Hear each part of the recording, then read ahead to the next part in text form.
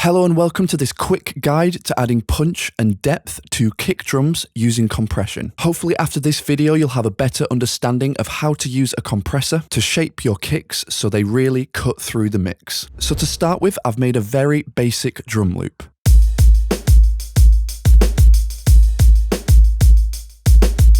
And here's the kick in solo.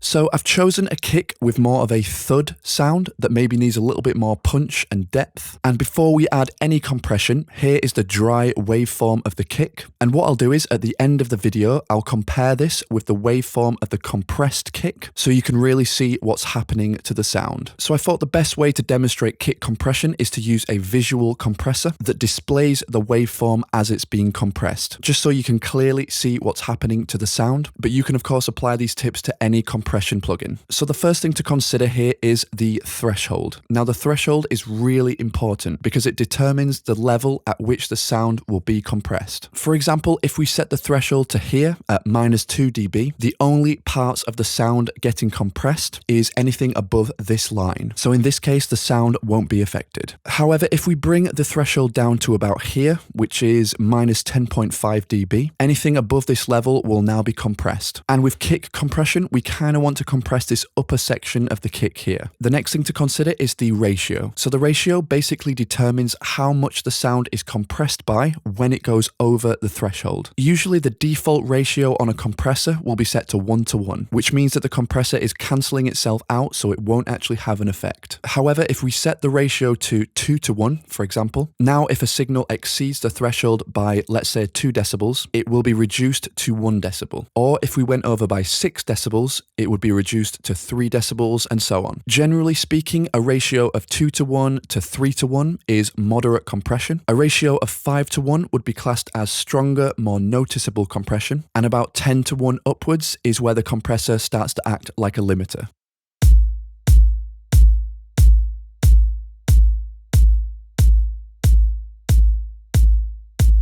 So let's set the ratio to about here, to 3:3.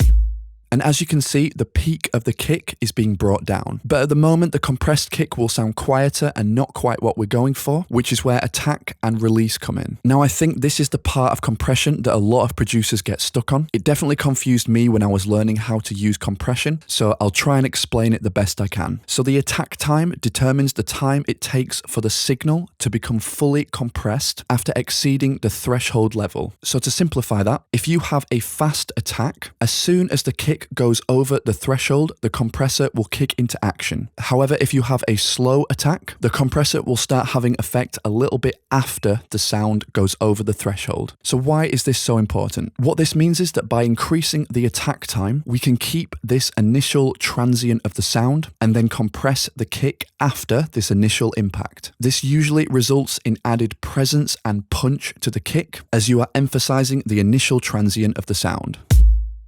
So let's adjust the attack.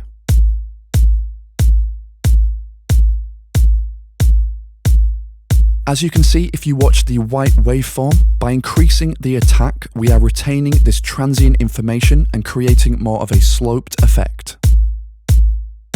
So I like this 40 millisecond mark here. And finally, you have the release time, which is essentially how long it takes the sound to go from compressed back to the original compressed sound. As you can see, if we crank up the release time, it actually goes under the threshold line. But in this case, I like it just affecting this upper section here, so we can set it to around 200 milliseconds. And all we need to do now is bump up the gain a little so we can compare the two sounds, as currently the compressed sound will now sound quieter. So let's just set that to around 2.3 decibels. And here's the before and after.